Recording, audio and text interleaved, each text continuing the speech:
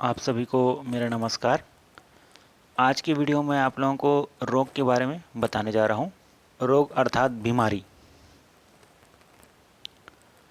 रोग अर्थात अस्वस्थ हो जाना।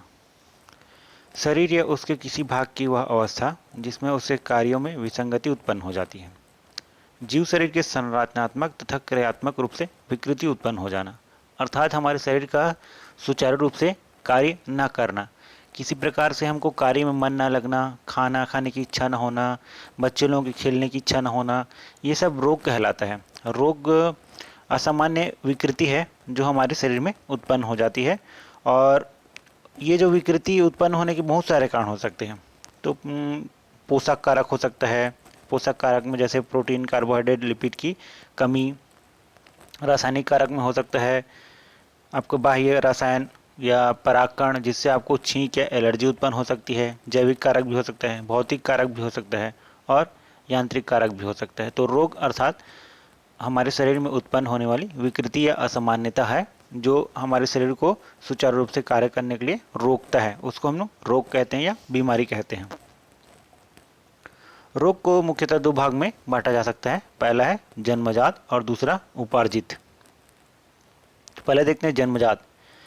ये जन्म से ही पाए जाने वाले रचनात्मक या क्रियात्मक असमानताएं हैं, जैसे कटे हुए तालु और गुणसूत्र में अनियमितताएं। गुणसूत्र में अनियमितताएं मतलब जो क्रॉसिंग ओवर के समय जो अनियमितताएं होती हैं वो होते हैं। उसके कारण हमारी उंगलियों की संख्या में कमी या ज़्यादा हो जाना, पैरों की संख्या बढ़ जाना, और भी विभिन्न प्रकार के शरीर में परिवर्तन आ जाता है। हृदय में छेद उत्पन्न हो जाना। तो ये जन्मजात रोग हैं जो जन्म से ही हमारे साथ आ जाती हैं, वो जन्मजात रोग कहलाते हैं। उपार्जित रोग, ये रोग जन्म के बाद विभिन्न कारकों के द्वारा पैदा होती हैं, और ये रोग मुख्यतः दो प्रकार होते हैं, संक्रामक रोग और दूसरा असंक्रामक रोग।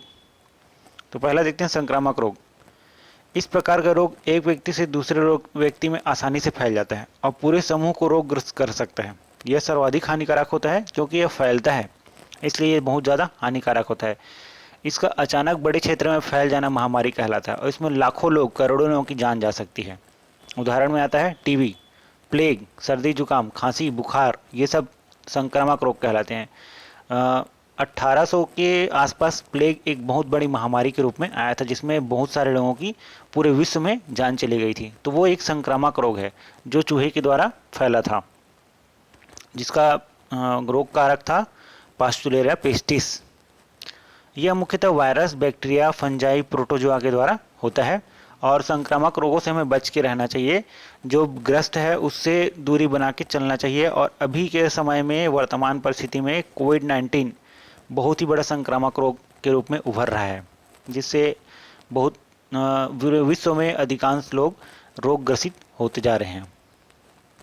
असंक्रामक रोग, ये बीमारी एक व्यक्ति से में ही सीमित रहता है, अर्थात एक व्यक्ति से दूसरे व्यक्ति में नहीं फैलता। इनका जो रोग कारक है वो अलग प्रकार का होता है। इसमें किसी प्रकार का फैलने की संभावना नहीं होती। तो इसमें आता है मुख्यतः कार्बनिक और क्षय कारक रोग। अल्पता मतलब जैसे भोजन कमी के कारण, जैसे कार्बोहाइड्रेट, लिपिड, प्रोटीन के कमी के कारण ये रोग उत्पन्न हो जाता है। कैंसर रोग, केमिकल्स के कारण जो हमारे शरीर में कोशिकाएं हैं वो अनियंत्रित रूप से वृद्धि हो जाती है, उसको कैंसर कहते हैं।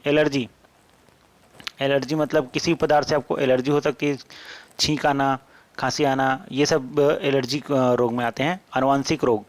आनुवंशिक रोग की एक बहुत बड़ी शाखा है। आनुवंशिक रोग मतलब जो हमको जन्म से ही प्राप्त होता है और अगली पीढ़ी से फिर अगली पीढ़ी में जाते रहता है। जैसे सिकल सेल एक प्रकार का आनुवंशिक रोग है, जिसमें रक्त कोशिकाएं हैं वो हंसियाकार की हो जाती है, और उसमें ऑक्सीजन की धारण क्षमता कम हो जाती है।